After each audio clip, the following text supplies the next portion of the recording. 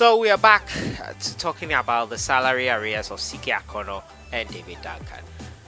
A month after they have been sacked, nothing forthcoming on that front. So we're looking at that issue and how the FA and Sports Ministry are set to address it. We'll also be talking about the African Cup of Nations. Rumors were rife that the African Cup of Nations could be postponed. Well, CAF have responded to that. Afcon, no way is it going to be postponed. It's going to take off on the 9th of January. More details on that front and how this rumor started. We're also going to go talk about Nigeria versus Liberia World Cup qualifier game that is set to be played next month. It cannot be played in Liberia, hence it has been shifted to another venue in North Africa. As usual, subscribe if you have not. Click on the notification bell to get more sorted out very quickly, because it just doesn't make any sense to me. Why do you hire people and not pay them their due? They have worked. Forget about the results they have not given us, but they have worked, and the contract is a contract.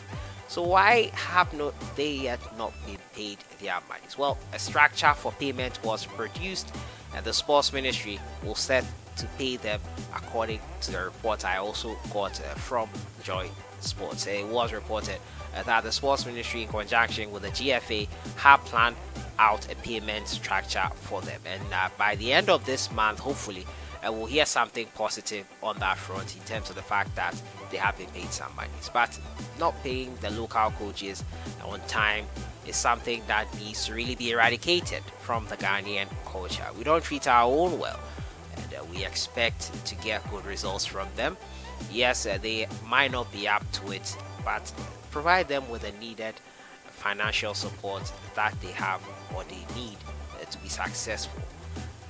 I hope this issue doesn't pop up again, but that's the latest on that front. My next story has to do with the African Committee. Noted the report and the progress made so far.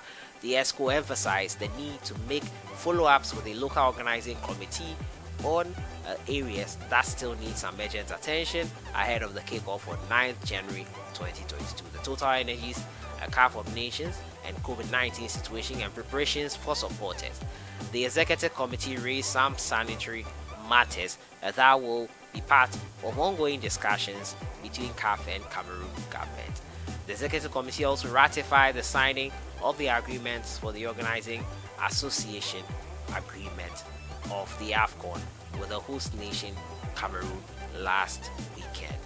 Total Energies African Nations Cup for Cote d'Ivoire will be in 2023. The Executive Committee received an update on that competition as well, and the following was agreed: CAF to send an inspection delegation to assess the progress of preparations, a CAF to open an office in Ivory Coast to accompany the host country and local organizing committee in their preparation. The office will be opened in February 2022. So that is it there. There is nothing to worry about. The competition will go ahead as scheduled, and CAF is assuring it in this letter that it wrote, and they're concerning reports on the meetings they've had so far concerning the African Cup of Nations and all that. It is not going to be cancelled. Ignore other reports. If anything, CAF will officially announce it if anything like that happens. My final story has to do with the Nigeria versus Liberia game in the World Cup qualifiers. It is reported here that the Super Eagles will face Liberia in Morocco on November 11th. Originally, the game was supposed to be held at the SKD Sports Stadium, but the facility is under ban by CAF and does not meet the requirements for hosting matches of such a magnitude. The Royal Morocco Football Federation has approved a request from the Liberia Football Association for the game between the two Lone Stars and Super Eagles, to be played at the Grand Stade de Tanga. We would like to point out that among other stadium requirements, one of the main concerns in the stadium is the pitch in the field of play, which is not up to the required level to host CAF FIFA matches. The Confederation of African Football said in a press release in banning Liberia Stadium. So Nigeria will be playing their World Cup qualifier in Morocco.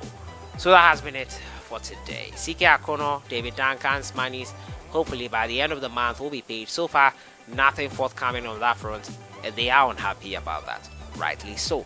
Afcon 2022 will not be cancelled. It is still a go. And also, we've been talking about Nigeria's game with Liberia. It is going to be played in Morocco. I'll see you guys in the next one. Have a great day. Enjoy the rest of the week.